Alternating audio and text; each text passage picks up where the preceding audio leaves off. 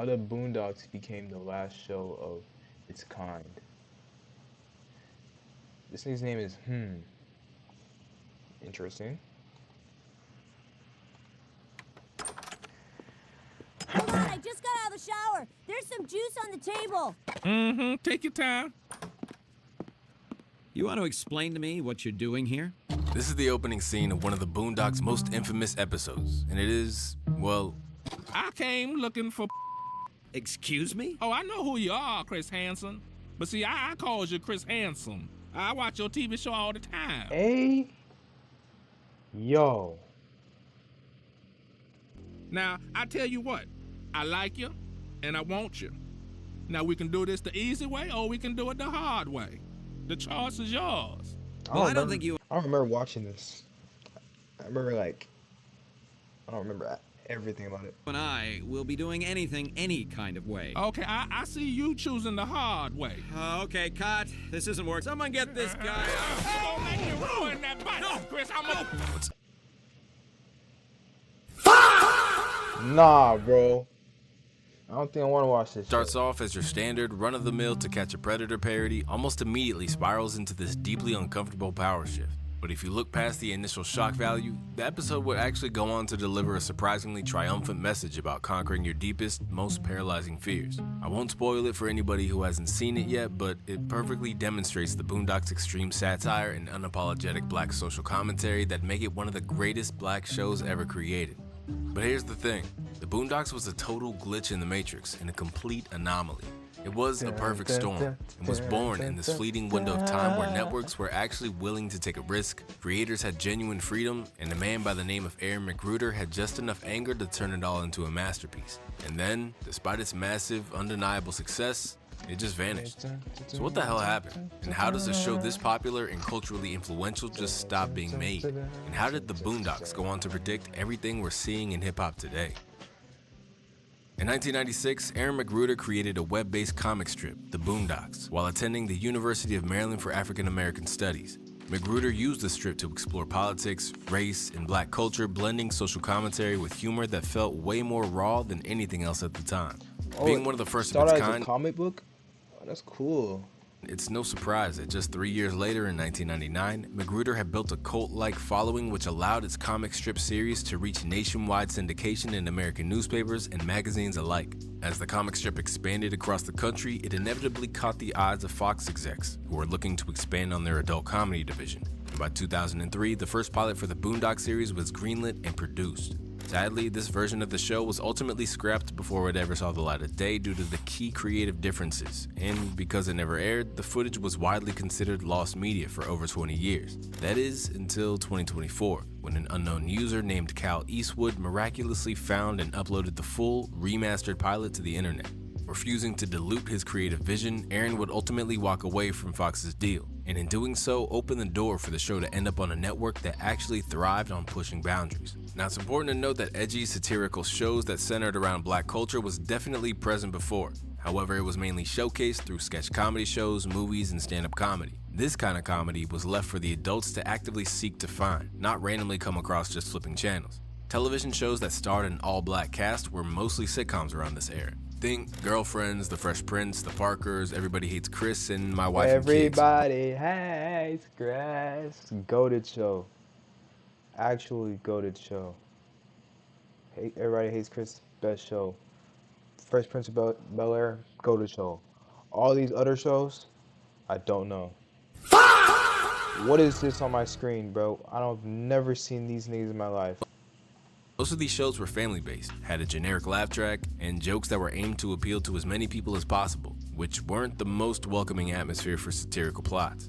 And even when they did cover racism, most shows had an uncharacteristic, serious tone. Writers had to be careful they weren't offending anybody, or anyone that had the power for their complaints to be heard. And they aired on networks that were conglomerates and not known to risk viewership for innovation. Simply put, it was the safe choice, and sitcoms were the cash cow of TV up until this point. But that format was getting old, and things were about to change. But first, let's be real. Editing a music video is usually a major headache. You got me, bro. Good looks, though. I almost watched the whole entire ad. music videos at freebeat.ai today via my link in the description. But that format was getting old, and things were about to change. Early shows like Eddie Murphy's The PJs was a claymation that spearheaded this movement in many ways. The show poked fun at tenants and what other is this show? I've seen this on TikTok. community members living in and around the projects, while enlightening its viewers on issues such as lack of support, safety, funding, and education through the superintendent, main character, Stubbs. Then we had The Chappelle Show, which began airing in 2003, which continued to refresh viewers' palates. Writers used the potency of 3 to 15 minute skits to ridicule the ridiculous nature of racism. But this is where the Boondocks would come back into play, thanks to the Cartoon Network-owned Adult Swim, which launched in 2001 and had already began developing a rep for airing quirky late-night adult cartoons, as well as dubbed anime. It was the only network brave enough to let Aaron McGruder be him while backing his vision to the fullest. The result was a 2005 premiere that hit the culture just as hard as Chappelle had, but in a medium where the boundaries could be pushed even further. Along with being the most expensive TV show that Adult Swim had ever crafted at the time, it also featured for 100 racks. The console market of the Boondocks made in the most expensive show cartoon and limited of times as made and work is paid. Sony's Pictures Television, which proceeds the Boondocks a release fee in a neighborhood of $4,000 per episode. $4,000 per episode? You're crazy, bro. And spending $1 million more in promotion. People close to the show as in New York and Los Angeles, ads for the Boondocks seem to be on very buses. That's crazy, bro. All-star cast, with Regina King voicing both brothers, the legendary John Witherspoon anchoring the show as Granddad, and heavyweights like Samuel L. Jackson, Cat Williams, Mos Def, and Charlie Murphy regularly dropping in as guest stars. The hype was unreal. When the iconic first episode Garden Party finally dropped, it pulled in well over 1 million viewers, instantly becoming one of the most successful premieres in Adult Swim's history at the time. During the episode, viewers were introduced to the adventures of Southside Chicago's born Huey and Riley after their granddad uproots them to a plush, segregated neighborhood in the suburbs, with Huey serving as an idealistic, politically astute black radical and Riley obsessed with celebrity worship and gang culture. Their characters' differing outlooks allowed for the broadest spectrum of issues to be covered. The premiere brilliantly established the culture clash at the heart of the series. Riley said, "It's gangsta-licious. Gangsta-licious." What did he say? It's a gangsta-licious man purse. That was hilarious. Following Granddad as he drags Huey and Riley to an upscale gathering hosted by his wealthy white landlord, while Riley lived out his gangster rap fantasies in a chaotic shootout with their landlord's son. In the episode, we see Huey take the microphone to drop radical truth bombs on the elite guests, declaring that Jesus was black and Ronald Reagan was the devil, only to be met with polite, condescending applause rather than the revolution he was hoping for.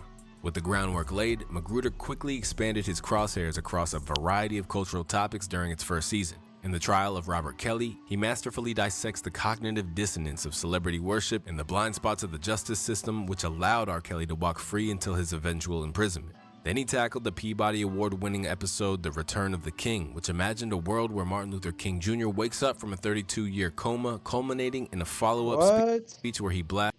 I've never seen this video. And I mean, never seen this. Yeah, I've never seen that episode. Blasts Black Americans for squandering the civil rights movement on ignorance and materialism. But without a doubt, one of the season's most memeable moments came in the story of Gangstalicious, taking direct aim at the ultra-masculine facade of the early 2000s gangster rap. The episode reveals that the hardened thug persona is a complete fabrication designed to cover up the fact that a rapper named Gangstalicious is a closeted homosexual. Hey, yo. Bro, I could have went my whole day without seeing that, and now it's in my brain now. Yeah. And his heavily armed ops are actually just his scorned ex-gay lovers. Between its initial airing on November 6, 2005 to the conclusion of the acclaimed Season 3 on August 15, 2010, McGruder was on track I'm the stone that the Buddha collect. I am amenable.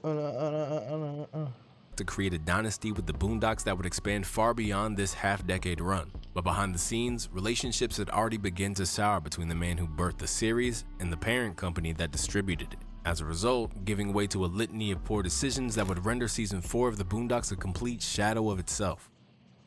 For the visually inclined, one huge shift came when the design of the show changed from MOI animation to Studio Mir. People noticed that although Studio Mir's animations were technically more polished, it looked a little too polished and stiff in comparison to MOI's more natural feeling animation. But where this change was more annoying than it was destructive, it did arrive in tandem with the uneasy announcement that Magruder was stepping away from his show. As the world knows, the Boondocks will be returning for a 4th season, but I will not be returning with it, Magruder said during a 2014 statement. I'd like to extend my gratitude to Sony and Adult Swim for 3 great seasons. I created the Boondocks 2 decades ago in college, and it pretty much represents my life's work to this point. Huey, Riley, and Granddad are not just property to me. They're my fictional blood relatives, and nothing is more painful than to leave them behind. Although everything up until this point had seemed relatively amicable, Magruder's statement made the real issue pretty clear. He was fighting to keep the show true to its roots, and he strongly hinted that the executives he was dealing with were ready to sell out that vision. What has never been lost on me is the enormous responsibility that came with the Boondocks, particularly the television show and its relatively young audience, Aaron said. It was important to offend, but equally important to offend for the right reasons. Released in March 2014, Magruder's statement stood as the definitive word on his departure for the better part of a year. That is, until the infamous 2014 Sony Pictures email hack, perpetrated by a hacker group calling itself the Guardians of Peace, which was widely believed to be tied to North Korea in retaliation for the movie The Interview, which heavily mocked North Korea. The hack was one of the most unprecedented corporate leaks in Hollywood history. Thanks to this, the public was treated to a massive treasure trove of industry secrets. The emails exposed a blatant gender pay gap, revealing that Jennifer Lawrence was paid significantly less than her male co-stars in American Hustle. They laid bare the cutthroat nature of Hollywood producers, with executive Scott Rudin viciously referring to Angelina Jolie as a minimally talented spoiled... Wait, BBC is an actual news channel? What? BBC's an actual news channel?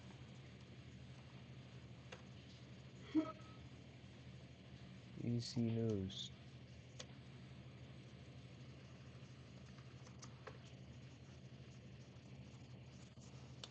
No network. News needed.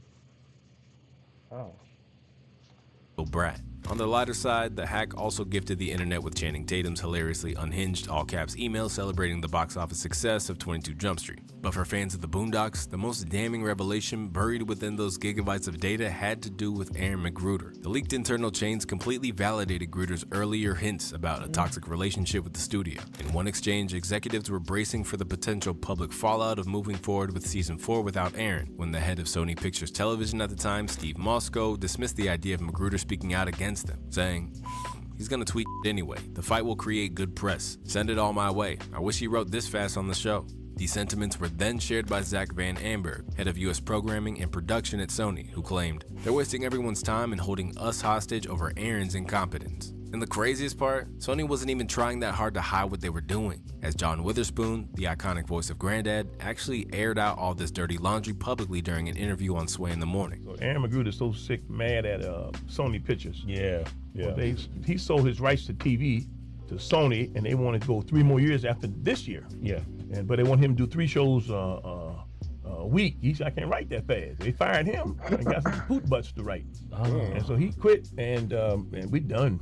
No longer in control of his brainchild, the void left by Magruder meant that the 4th season was constructed by a new batch of writers that, while talented, just couldn't replicate the tone and the feel of Aaron's witty world outlook. And as disheartening as the drop in quality was in the short term, the real tragedy was how it temporarily tarnished the show's reputation. Today, most fans put a massive asterisk next to season 4 as if it doesn't exist. But ironically, as the real world grew increasingly unhinged over the next few years, with many of the show's episodes coming to fruition, the absence of Magruder's unfiltered voice.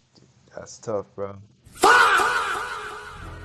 It's crazy how things can change, bro. Voice only became more glaringly obvious as clips spread and a new That's generation what I'm began. talking about. The Gangstalicious, it's like Gangstalicious purse, it's Gangstalicious handbag. That is OD. Oh my goodness. Bro. I'm viable to slap you in the face if I see you, bro. You should never have that on, bro. What are we doing, bro? Recognized just how prophetic the show was, the push for a revival kept growing louder and louder, until in June 2019, we finally got the news we'd been waiting for. Rolling out on Charlemagne the God's Instagram under the hashtag Boondocks Back, The show is returning with new comic strips accompanied with a statement from Magruder himself. There's a unique opportunity to revisit the world of the Boondocks and do it over again for today, Aaron told Deadline. It's crazy how different the times we live in are now, both politically and culturally. People want to know that they're not crazy, he said, claiming a lot of what he does is just looking at the big, obvious stuff and saying, hey everyone, look at this big, obvious thing. It's right here and we can all see it. From here, the response was massive. HBO Max, the new home of the Boondocks, had officially greenlit a 2-season, 24-episode revival, complete with a 50-minute special. The proposed premise was tailor-made for the modern Trump-fueled era, where Huey, Riley, and Granddad would be battling against Uncle Ruckus, who had somehow maneuvered his way into becoming the tyrannical ruler of Woodcrest's local government. For fans, it felt like the ultimate reverse course correction. Aaron was finally going to continue to dissect the absolute madness of the modern political and cultural landscape. But then, tragedy struck. Just months after the reboot was announced, the legendary and irreplaceable voice of Robert "Granddad" Freeman, aka John Witherspoon, passed away in October 2019. His passing dealt a devastating emotional and logistical blow to the production. And for many, the idea of doing the Boondocks without Witherspoon's iconic comedic timing felt practically impossible. But as if this wasn't unfortunate enough, the sudden passing suggests that a degree of the same meddling and underhandedness from Sony execs was still at play. Brought to light by John Witherspoon's son, JD, a fellow voice actor who does an impeccable impression of his late father, he outlined what he believed to be the unethical conduct from the show's producers.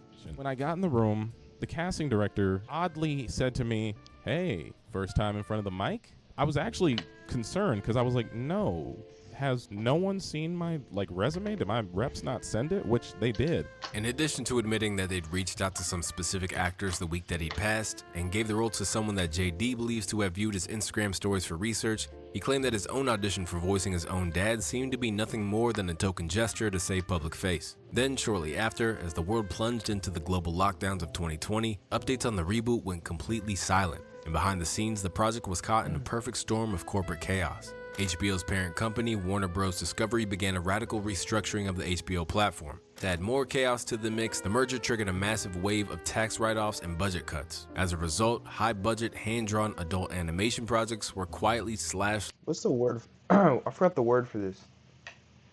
Like, it can easily just throw this under the rug, act like it never happened. Because so much stuff is going on. I forgot the word for that. Desensitized? I don't know. Left and right for quote-unquote tax write-offs and replaced by heavily unscripted, low-cost garbage. By 2022, Sony officially confirmed the project was quote-unquote dead after the development deal with HBO Max expired without a single episode seeing the light of day. Ultimately, the story of the Boondocks is one of brilliant, uncompromising art colliding with the rigid walls of corporate television and is a tale as old as the industry itself. So where's the Boondocks today? 2 decades later, the Boondocks has grown a cult-like fan base. You can literally watch illegally uploaded episodes of the show pull in millions of views on YouTube in a matter of days, right before they're inevitably taken down due to copyright. Which leaves us with one uncomfortable question. If shows like South Park and The Simpsons are allowed to satirize pop culture for over 30 uninterrupted years, why wasn't black culture allowed to keep its own generational satirical landmark series? And how exactly did the Boondocks predict the fall of hip-hop? I'll see you in part 2. Thanks for watching. There's another one. You will never look at J. Cole the same again. Okay. I'm not gonna watch that video. Rapper and hip hop, flip flop.